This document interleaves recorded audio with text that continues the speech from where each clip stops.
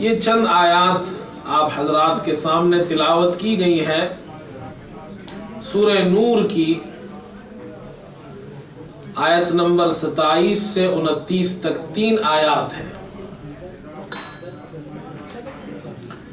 اللہ رب العزت نے قرآن پاک میں ہمیں معاشرت کے اصول بتائے ہیں کہ مسلمان جب ایک سوسائٹی میں رہتے ہیں، ایک علاقے میں رہتے ہیں، تو ان کا معاشرہ کیسے ہونا چاہیے، ان کا رہن سہن کیسے ہونا چاہیے،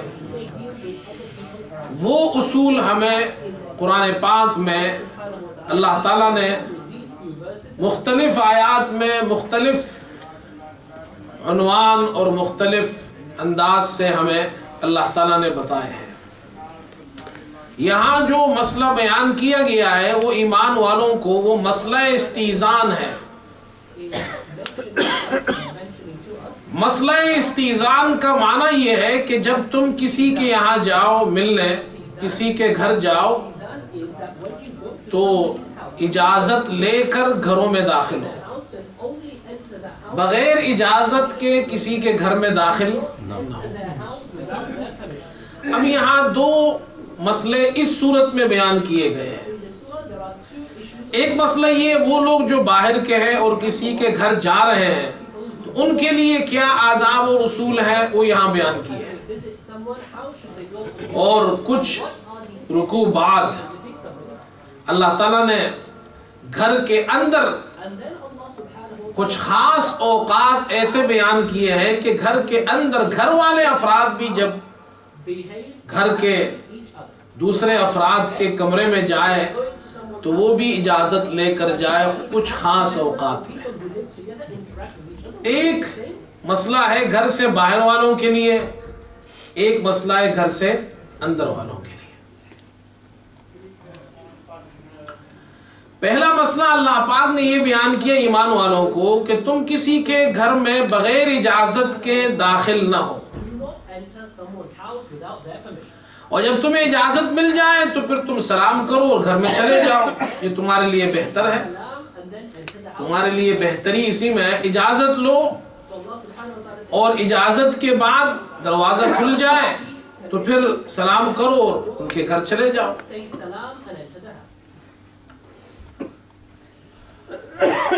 گھر میں جب بھی جائے، چاہے اپنے گھر میں بھی جائے، تو سلام کر کے جانا چاہیے،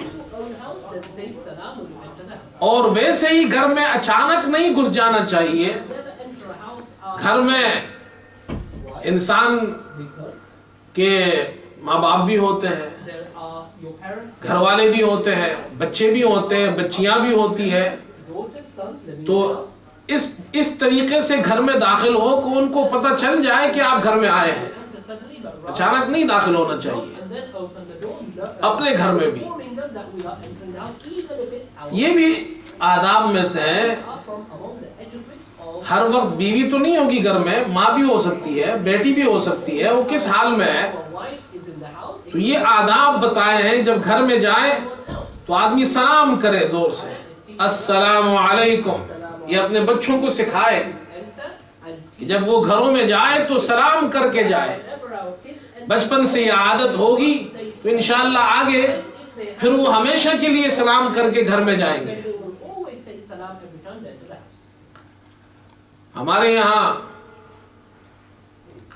خاص طور پر پٹھانوں میں یہ بہت مشکل کام ہے کہ آدمی اپنے گھر جائے اپنی بیوی کو سلام کرے۔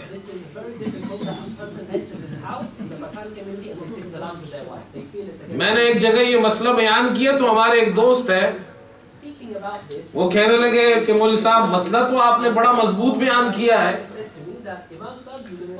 لیکن یہ میں اپنے گھر جاؤں اور میری بیوی دروازہ کھولے اور میں اس سے کہوں السلام علیکم، تو یہ تو ہو نہیں سکتا۔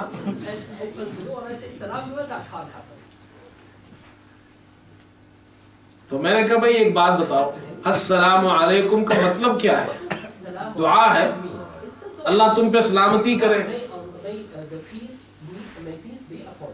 تو دنیا میں تم کتنے لوگوں سے دن بھر ملتے ہو، سب سے کہتے ہو السلام علیکم.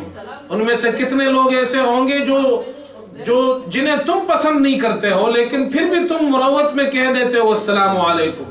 کہتے ہیں ہاں. وہ بیوی جو تمہاری 24 گھنٹے خدمت کرتی ہے اس کو ایک مرتبہ بھی نہیں کہتے السلام علیکم اللہ تمہیں سلامت رکھے. کہتے بات آپ کی ٹھیک ہے لیکن ہم سے نہیں ہوتا یہ. اللہ ہدایت دے. السلام علیکم گھر میں جائے تو یہ کہو السلام علیکم. بچوں کو سکھائے. اور جب کسی کے یہاں اجازت لیں تو حضور پاک علیہ السلام نے پھر اس کے آداب بتائے ہیں. گھر کے اندر سے اگر تم سے پوچھا جائے کہ باہر کون ہے، آپ نے دستک دی اور آواز آئی کون، تو آپ کہہ رہے میں ہوں. تو میں کا کیا مطلب ہے؟ اس لیے اس وقت اپنا نام ذکر کرنا چاہیے اور ایسا نام ذکر کرنا چاہیے جو معروف نام ہو، لوگوں کو پتہ ہو. ایک آدمی اپنے ریئل نام سے معروف ہے تو اپنا ریئل نام لے، نک نیم سے معروف ہے تو نک نیم ذکر کرے تاکہ ان کو پریشانی نہ ہو گھر والوں کو. اگر گھر میں کوئی نہیں ہو، آپ نے گھنٹی بجائی، دستک دیا اور کوئی ہے نہیں، دروازہ نہیں کھلا، تو بغیر اجازت کے نہیں جاؤ. اور اگر تم سے کہا جائے کہ واپس ہو جاؤ تو واپس ہو جاؤ. اس میں ناراض ہونے کی بات نہیں. معنی یہ ہے آپ نے دستک دی، کوئی جواب نہیں ملا تو واپس ہو جاؤ. یا مثال کے طور پر آپ کسی کے یہاں گئے اور دفتر میں آپ نے سیکریٹری سے کہا کہ جی صاحب سے ملنا ہے، اور اندر سے جواب آیا کہ صاحب بیزی ہے، اس وقت مصروف ہے، تو ناراض ہونے کی بات نہیں، واپس آ جاؤ. لیکن یہ ہمارے پاکستان کو اپلائی نہیں ہوتا ہے، وہاں صاحب ہمیشہ بیزی ہوتا ہے. اس لیے کہ وہاں اگر یہ مسئلہ بیان کیا تو صاحب تو ملیں گے ہی نہیں. اس لیے وہاں ہم پھر یہ مسئلہ اس طرح نہیں بیان کرتے ہیں. جہاں صاحب ملتے ہو وہاں تو یہ مسئلہ ہے، جہاں صاحب نہیں ملتے ہو پھر وہاں میں نے کل کہا تھا نا، فقیہ ماحول کو دیکھ کر مسئلہ بیان کرتا ہے. جہاں اصول ہی کچھ نہیں ہے، 8 بجے کا ٹائم ہے اور افسر صاحب آ رہے ہیں 11 بجے، تو کس سے ملیں گے؟ 200 آدمیوں کی لائن کھڑی ہے. ان کو بھی خیال کرنا چاہیے. کسی بھی ملک میں ہو، آپ ہیں میں ہوں، کسی بھی ملک میں ہو، ہمیں اپنے اوقات کا، اوقات کار کا خیال کرنا چاہیے، کسی کو تکلیف نہ ہو ہم سے. ہاں پابندی سے کوئی آتا ہو آفس میں، دفتر میں، اس وقت آپ کو معلوم ہے کہ وہ آدمی پابند ہے، آتا ہے ٹائم پہ، ملتا ہے. ہو سکتا ہے آج مصروف ہو کسی کام میں، کسی وجہ سے ملاقات نہیں کر سکتا ہو، آپ واپس چلے جائیں.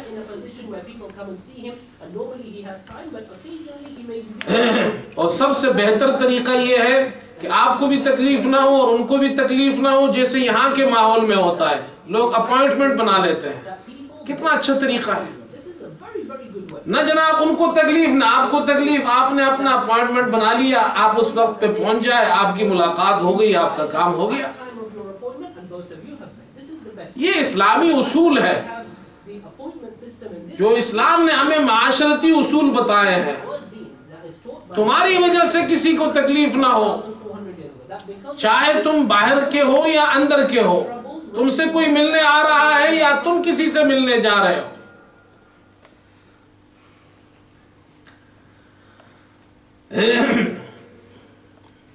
اسی طرح کچھ اصول گھر کے اندر کے بیان کیے. اس زمانے میں گھروں میں بچے بھی ہوتے تھے، بچے تو آج بھی ہوتے ہیں، وہ نئی بات تو ہے نہیں، لیکن وہاں اس زمانے میں غلام ہوتے تھے. آج کل غلام نہیں ہوتے، باندیاں نہیں ہوتی، تو غلام اور باندیاں بھی گھروں میں ہی رہتے تھے. قرآن پاک میں اللہ پاک نے کچھ اصول گھر کے افراد کے لیے بھی بیان کیے. جو تمہارے بچے ہیں ان کی تربیت کرو. یہ دیکھو قرآن ہمیں کیسی تربیت سکھاتا ہے بچوں کی بھی، گھر کے اندر بھی. تو تمہارے غلام ہے، آج کل تو ہے نہیں، تو بچوں کا ہی مسئلہ ہے، بچے اور بچیوں کا. یا ایھا الذین آمنوا لیستأذنکم الذین ملکت ایمانکم والذین لم یبلغوا الحلم منکم 3 مرات. جو تمہارے غلام ہیں اور جو ابھی بالغ نہیں ہیں، بچے ہیں، چھوٹے ہیں، بچوں کو ذکر کر رہے ہیں کہ وہ بھی 3 وقت ایسے ہیں کہ ان اوقات میں اجازت لے کر آئے. من قبل صلاة الفجر وحین تضعون ثيابکم من الظہیرہ ومن بعد صلاة العشاء. 3 اوقات ایسے ہیں کہ بچے بھی ماں باپ کے کمرے میں ڈائریکٹ نہ جائے. ایک فجر سے پہلے سوئے ہوتے ہیں اس وقت. یہ بچوں کو بھی سمجھانا چاہیے. ایسے ہی کسی کمرے میں داخل نہ ہو، دستک دے کر داخل ہو.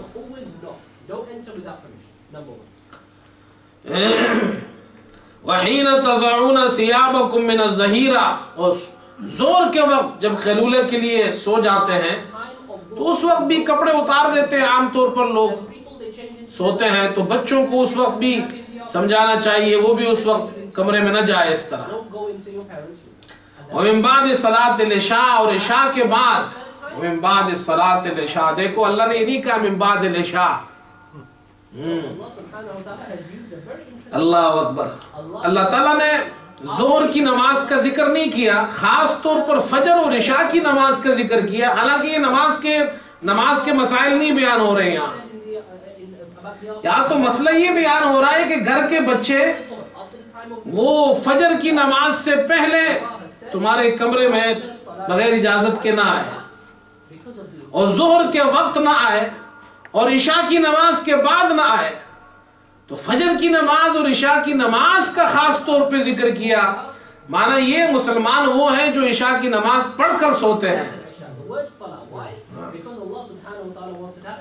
بات سمجھ میں آئی؟ یہ کیا ہے، مسلمان ہے اور دفتر سے آیا اور جناب بکسا ادھر پھینکا اور جوتے ادھر اتارے، موزے ادھر پھینکے، شاور لیا، کھانا کھایا اور سو گیا. نہ مغرب کا پتہ نہ عشاء کا پتہ. یہ ایسا مسلمان نہیں. قرآن تو معاشرتی آداب میں بھی بیان کر رہا ہے من بعد صلاة العشاء. عشاء کی نماز کے بعد جب تم سونے لگو، یہ آداب بیان کیے ہیں. اب موجودہ وقت میں بہت سی چیزیں تبدیل ہو گئی ہے. ان میں سے ایک بڑی تبدیلی ہے ٹیلی فون. ایک زمانے میں ٹیلی فون ایجاد ہوا، اس زمانے کی بڑی ترقی یافتہ چیز سمجھی جاتی تھی ٹیلی فون کے. لوگ ٹیلی فون پر بات کرتے ہیں. اب تو بہت زیادہ ایڈوانس ہو چکا ہے، موبائل فون آ چکے ہیں. اس موبائل فون کے اب بہت سے مسائل ہیں. آئندہ جو مجھے وقت نظر آ رہا ہے، اس موبائل فون پر اب لوگ پی ایچ ڈی کیا کریں گے.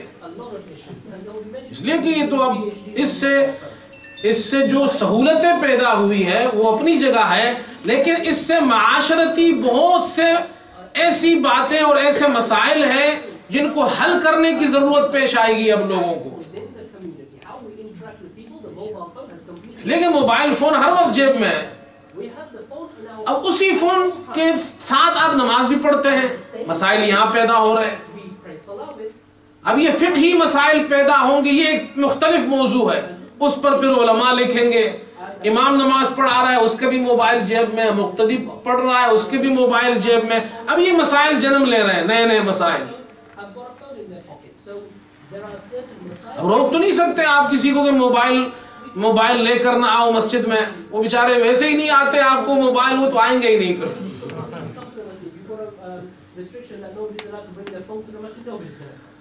اب یہ مسائل پیدا ہو رہے ہیں. تو موبائل فون کے مسائل بھی اسی طرح ہے. آپ کسی کو اگر فون کر رہے ہیں تو جس طرح آپ یوں سمجھے گھر کو دستک دیتے ہیں، یہ جو رنگ بیل جا رہی ہے دستک ہے، ایک مرتبہ فون ملایا، 2 مرتبہ ملایا، تیسری مرتبہ ملایا، بس آپ چھوڑ جائے، بار بار تنگ نہ کرے. ہو سکتا ہے وہ نماز پڑھ رہا ہو سکتا ہے وہ ٹوائلٹ میں ہو سکتا ہے وہ آرام کر رہا ہو، سو رہا ہو سکتا ہے کسی کام میں بزی ہو. میسج چھوڑ دیں آپ، وائس میسج بھی چھوڑ سکتے ہیں، دوسرا میسج بھی چھوڑ سکتے ہیں. سب سے آسان طریقہ ہے، میں اپنے ساتھیوں کو یہی بتاتا ہوں. میں کیونکہ مسجد میں بسا اوقات ہوتا ہوں، فون سائلنٹ پہ ہوتا ہے، میں فون اٹینڈ نہیں کر سکتا. میں ان سے کہتا ہوں آسان طریقہ ہے، اپنا نام لکھ دے، صرف اپنا نام لکھ دے، مجھے اندازہ ہوگا کس نے فون کیا ہے. یہ آسان طریقہ ہے. اسی طرح جب آپ فون ملائے تو پھر آپ کو معلوم ہے آگے والا کون ہے، مسلمان ہے، تو السلام علیکم سلام کرے. جیسے آپ کسی کے گھر جاتے ہیں سلام کرتے ہیں، یہاں بھی سلام کریں.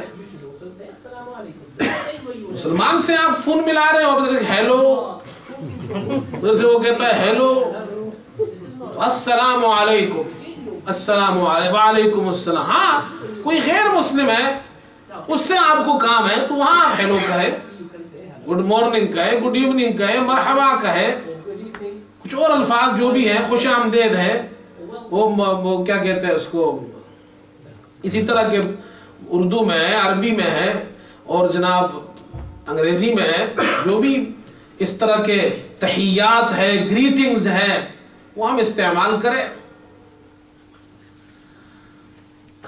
میں ایک مرتبہ 90 کی بات ہے، 90 کی، دبئی گیا، پہلی مرتبہ گیا. تو وہاں ہمارے ساتھی ہمیں بہت سی جگہوں میں لے گئے. تو عادت کے مطابق ہم جہاں بھی جاتے تھے میں زور سے کہتا السلام علیکم. تو بہت سی جگہ لوگ جواب نہیں دیتے تھے. میں نے اپنے ساتھی سے کہا کہ یار یہ لوگ جواب نہیں دیتے. انہوں نے کہا آپ سلام کرتے کیوں ہیں؟ میں نے کہا یہ مسلمان کا، یہ مسلمان کا، یہ تو ہندو ہے. وہاں ہندو تو وہ کہتے ہیں ہندو یہاں بہت زیادہ ہے.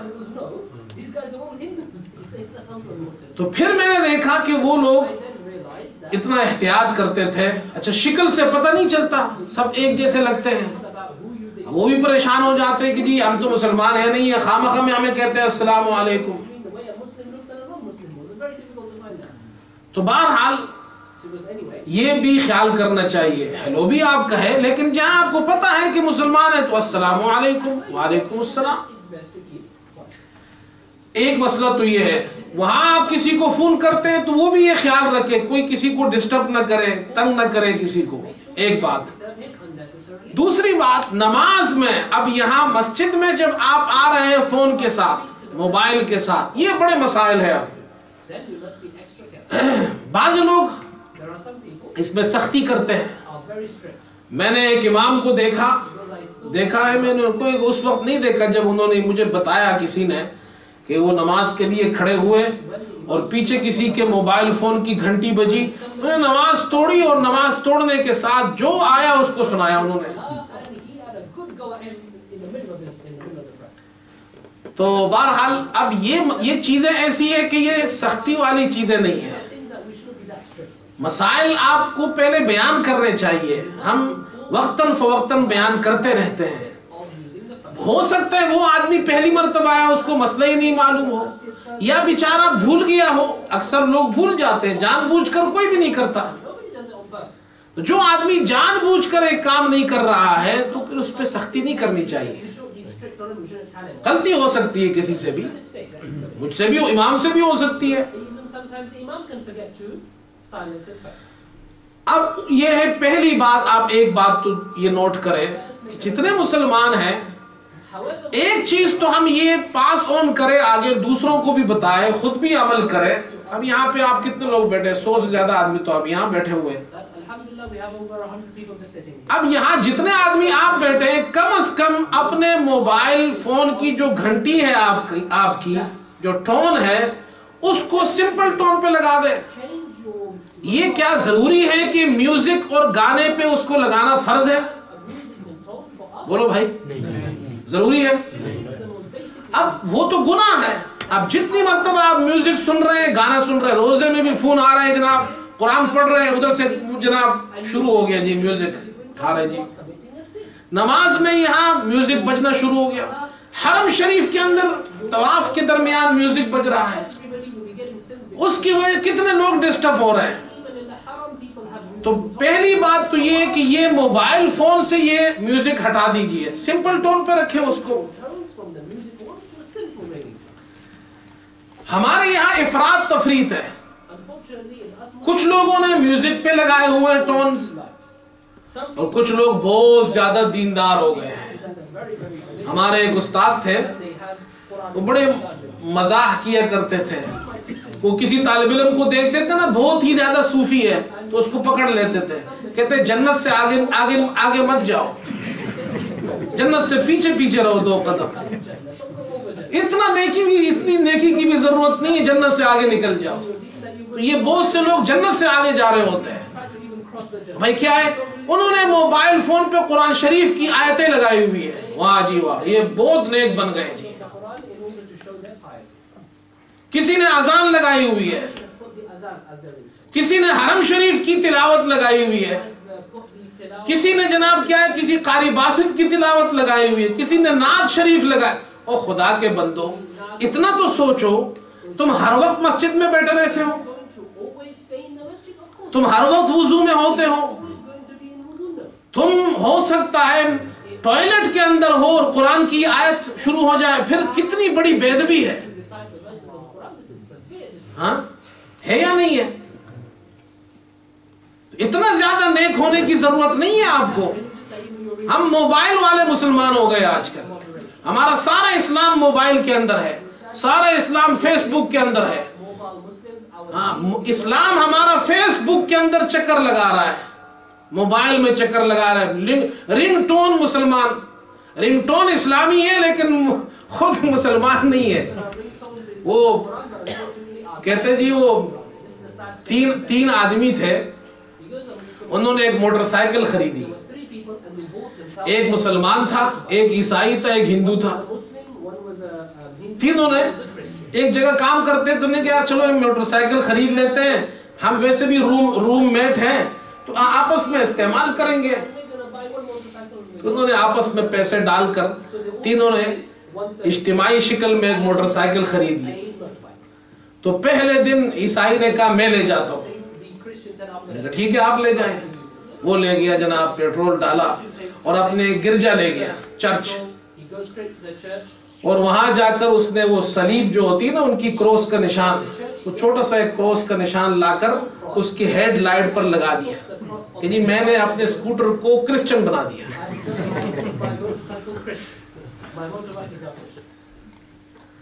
تو شام کو آیا تو ساتھیوں نے کہا وہ تو آپ نے تو اسکوٹر کو جناب کیا عیسائی بنا دیا۔ دوسرے دن ہندو لے گیا، وہ اپنے مندر لے گیا، وہاں سے اس نے وہ ٹیکا لیا جو یہاں لگاتے ہیں نا، وہ ٹیکا اس کے سلیب کے ساتھ ہیڈ لائٹ کے اوپر لگا دیا، کہتے تو نے عیسائی کیا تھا میں نے ہندو بنا دیا اسے۔ اس نے اسے ہندو بنا دیا۔ شام کو وہ آیا تو انہوں نے کہا یار تو بڑا کمال کا آدمی ہے، ایک دن میں اس کو عیسائیت سے جناب کیا ہے اس کو ہندو بنا دیا۔ تیسرے دن مسلمان کی باری تھی، اس نے کہا مجھے تو اس کو مسلمان بنانا ہے۔ اب وہ مسجد گیا تو اس کو کوئی چیز نظر نہیں آئے، میں کیا لگاؤں اس پہ، کوئی چیز ہے ایسی نہیں، قرآن کو دیکھتا ہے نہیں یہ تو لگا نہیں سکتا اس کے اوپر۔ خیر وہ سوچتا رہا، شام کو واپس آیا، ابھی وہ محلے میں داخل ہوا تو ڈر اسکوٹر کی آواز آ رہی ہے، بڑی بڑی آوازیں آ رہی ہیں۔ یہ دونوں دوڑتے دوڑتے عیسائی اور ہندو باہر گئے تو دیکھا کہ اس اسکوٹر کا سیلنسر آدھا کٹا ہوا ہے، سیلنسر ہے نا آدھا کاٹ دیا اس نے، اور زور زور سے آوازیں آ رہی ہے محلے میں۔ انہوں نے کہا یہ کیا کیا؟ انہوں نے کہا جی تم نے اس کو عیسائی بنایا؟ میں نے کچھ نہیں کہا۔ تم نے ہندو بنایا؟ میں نے آج اس کی ختنہ کر کے اس کو مسلمان کر دیا۔